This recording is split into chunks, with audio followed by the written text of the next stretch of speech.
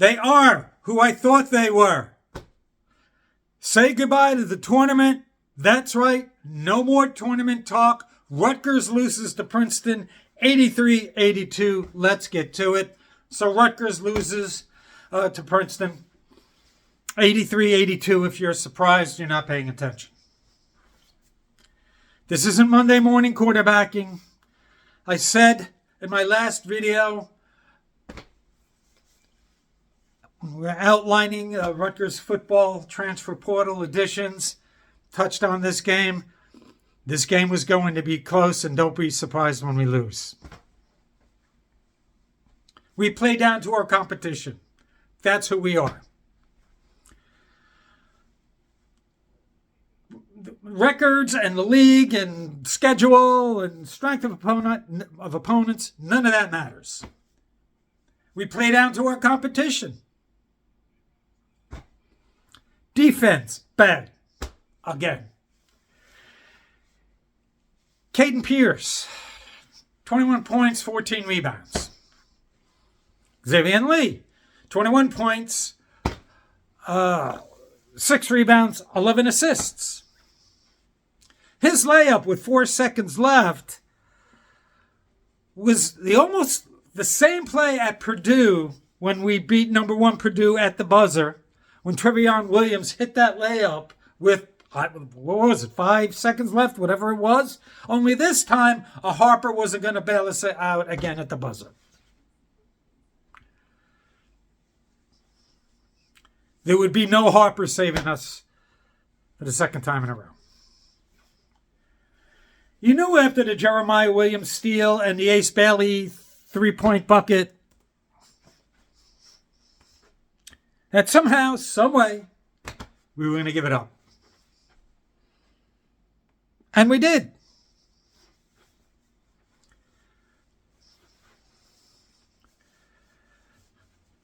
Now, this is not Purdue, it's not Kentucky, it's not Duke, it's not North Carolina, it's not UConn, it's not Oregon. And we get killed in the paint again, 44 points in the paint. Wearing my shocked face. Princeton, 43 rebounds. Princeton! Not Illinois, not Michigan State, not Arizona, not Tennessee. Princeton.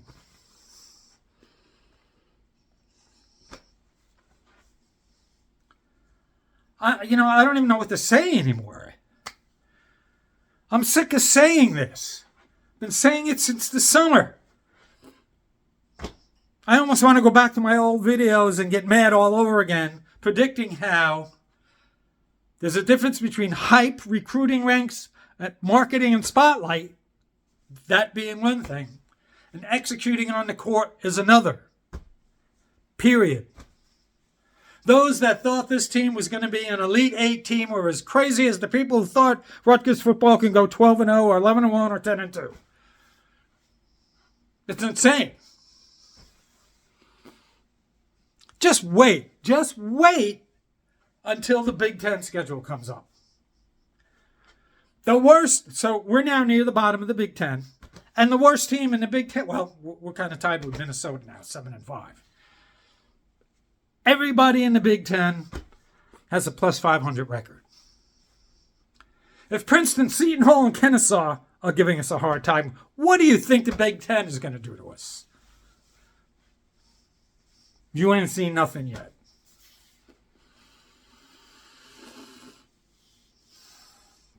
Five Big Ten teams have double digits. 2 or 3 other teams have like 9 wins. We don't stand a chance. Sorry. This is the Rogue. This is the Scarlet Rogue. Tom is telling you we don't stand a chance. It's not going to be any magic coming together and the cohesion developing at some mystical point in the future. It's not going to happen. There's no magic where we start to gel and come together as a team and figure it out. We are who we are. Remember the Bill Parcells comment, statement, you are what your record says you are. We are who we are. We're not going to change. We can't play defense. We don't have grit. We don't have determination. We don't even put effort into defense. I don't care that Dylan had 23 points and Ace had another double-double. Really don't care. This isn't a high school all-star game with, these guys are potential lottery picks. Look at the points they're scoring. Yay!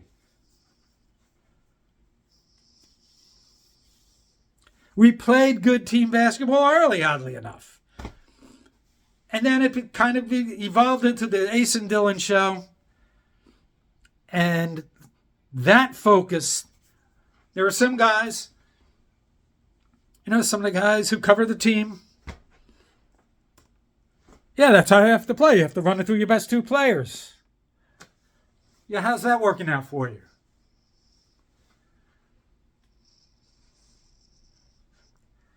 You have to have, and it's not like I was going to say, you got to have role players that contribute. It's not like the other guys stink. Jeremiah Williams doesn't stink. Jordan Durkak doesn't stink. Lathan Somerville doesn't stink. PJ Hayes, Zach Martini, they don't stink. Why can't we play together as a team consistently? And this is the issues that I had with Coach Peichel. As much as we like him, good guy, does it the right way, recruits well, yada, yada, yada. Can he coach offense? And if he can he balance that out by being able to play defense like he likes to play? So far, the answer is an unequivocal no. I've said this 10 times over the past year. You don't have to be a basketball savant to understand patterns. Understand our past and our approach and how we approached the game. Grit, determination, defense. Couldn't shoot a three or a free throw worth a lick. But playing well together and as a team and having heart grinded out a bunch of wins for us. And maybe we need to get back to those 2- and 3-star guys to do that. Because 2 lottery picks and we're 7-5. And St. Peter's is playing us tough. Princeton is beating us. Kennesaw is beating us. We lack the grit and determination and the ability to play defense either individually and able to make a play, or team defense. You don't have to have great team defense. You don't have to have great individual defenders to play good team defense.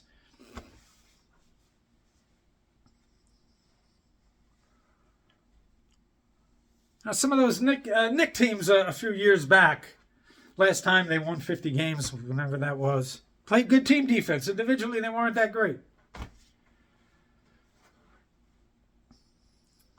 We are 8-5.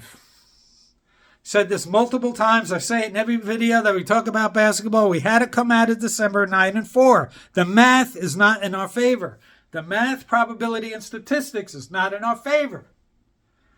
We need to get to a minimum of 20 wins, especially in the Big Ten, where everybody's going to be eligible for the tournament. More than likely, we have to get to 21.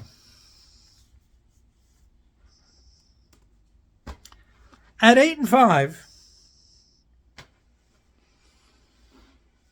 we'd have to go 13-5 in the Big Ten. Does anybody think we're going 13-5 in the Big Ten? If we go 500, that would be a big deal.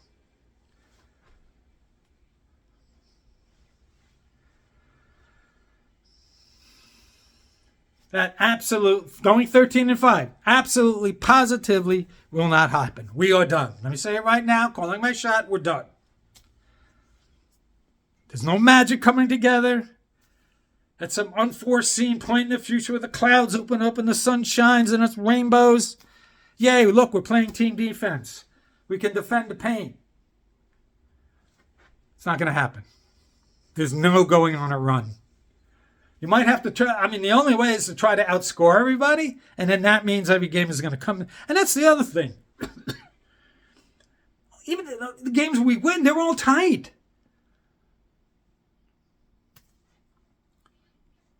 Monmouth towards the end wasn't that close.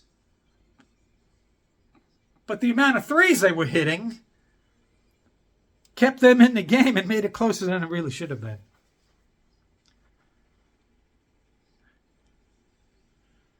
If we can outscore teams, in the Big Ten night after night after night, every game is going to be a nail-biter. It's going to be like the old Rutgers teams where every game was a nail-biter because we couldn't hit a free throw or hit a three-point shot and we'd go 8 minutes without scoring. But at least we had the defense and team defense to be able to stay in the game and grit it out. Beginning of the year, when everybody shouldn't say everybody, to be fair, a lot of people had us going to Elite Eight. I'm like, if you get to a round of 32, consider yourself lucky. How are we ranked number 25 at the beginning of the year? On paper? Because we have a couple of highly rated recruits? They haven't played 1 minute on the court. You had to see this coming. Would we be able to coach these kind of players in the system that we ran in the past?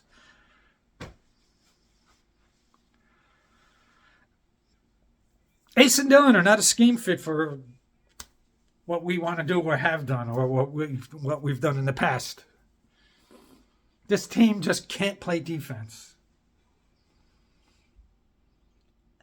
And sadly, they don't have the grit and the determination to effort their way into playing good defense. You don't have to be you don't have to be Michael Jordan, although Michael Jordan worked like a dog to get where he was. He was always striving to make himself better from the time he got cut from his JV team. Sometimes it's just about effort.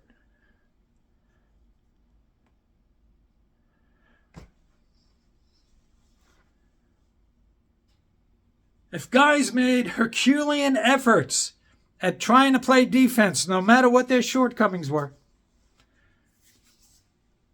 you can make enough plays at the right moments to pull out some of these games in the end instead of losing them.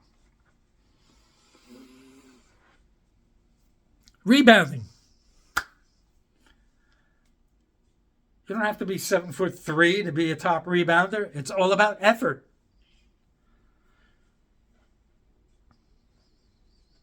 Dennis Rodman. In a day where the one area that Princeton didn't do Princeton things at the foul line, they were 8 for 18. They still won. If you would have told me Princeton shot 8 for 18 from the free throw line, I'd be like, oh, that's probably a win for us. You know what they want to do? They want to play fundamentally sound, play team basketball, find the open guy, take the shot, hit their threes, hit their foul shots.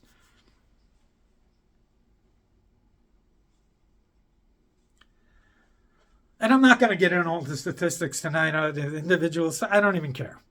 This is who cares? The field goal percentage and the three-point percentage and the steals for both teams are about the same. If you look at the box score, you say, well, it's a tight game. And I said it would be a tight game. We had 8 blocks. Princeton had 1. We had 20 points off turnovers. Princeton's 12. We had 17 points in fast break points. Princeton had 4. We still lost. Because we aren't sound fundamentally and don't play disciplined enough to do the little things and show some heart that can win games. I mean, that's how Ivies get to the tournament. That's how Princeton gets to the tournament. We're a very flawed team.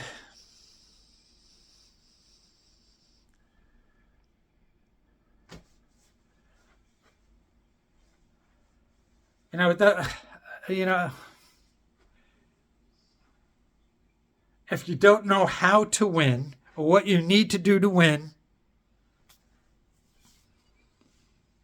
all the talent in the world doesn't matter.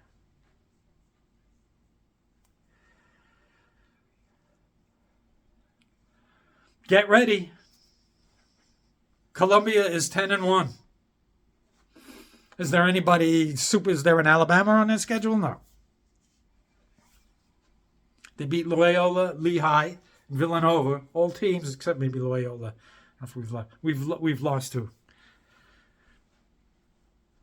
They shoot 50% from the field, 37% from three, 74% from the free throw line. They play well together. They emphasize ball movement, cutting to the basket. They rebound.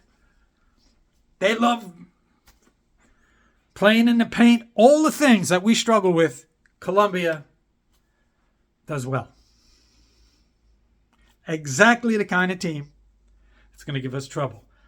Let me say it again. Don't be shocked when we lose. This game will be close.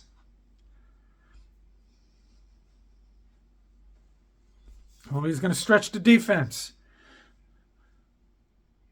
with their ability to take shots from three. And then they'll create driving lanes. That's a recipe for disaster for this Rutgers team. And they're not just trying to play fundamentally sound. They'll take advantage of their fast break opportunities. Unlike Princeton today.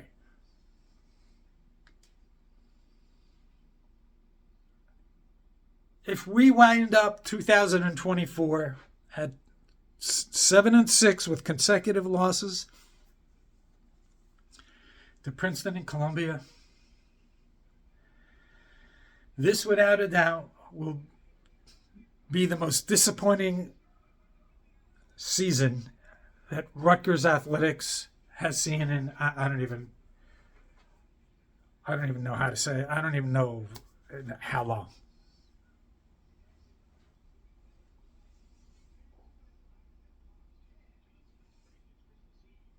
There's no magic pill to take where all of a sudden we're gonna click and come together. It's not there. These same things keep showing up. Down the stretch, it's always hair-raising time. Another game that we played that's getting attention for its finish. Only not a positive one this time.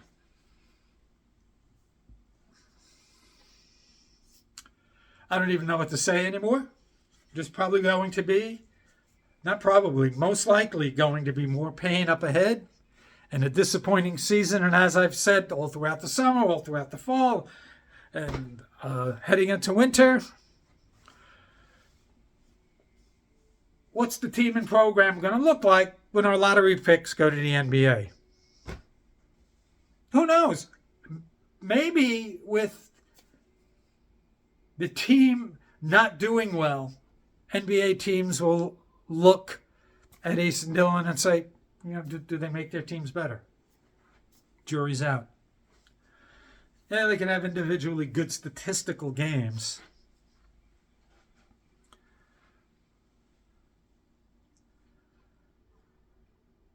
Even if Ace, we won last night on that Ace three-pointer at the end.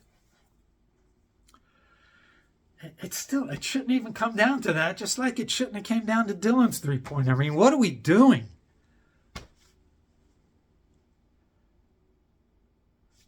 Maybe we need to get a Rutgers kind of guy. Guys that, Coach Shiano says, guys that love football.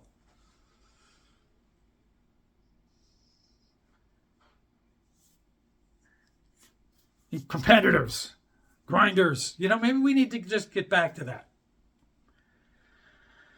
Because the experiment with playing an up-tempo, flashy... I mean, even last year when we were supposed to have an up-tempo offense, remember how we were supposed to get the ball down the court quickly and run a different kind of offense, and that fell flat on its face? It's not working for us. And quite frankly, I don't know if Coach Peichel can coach that way. It's not UConn in the 1980s. It's not even the UConn of now. After a couple bad losses early, UConn's 10-3 now.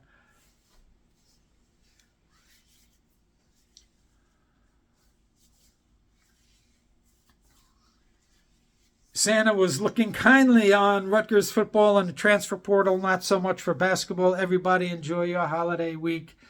Maybe we'll get to a Kansas State preview. Enjoy your week, everybody. Happy holiday season's greetings. And let's go, basketball. You guys got to get your act together.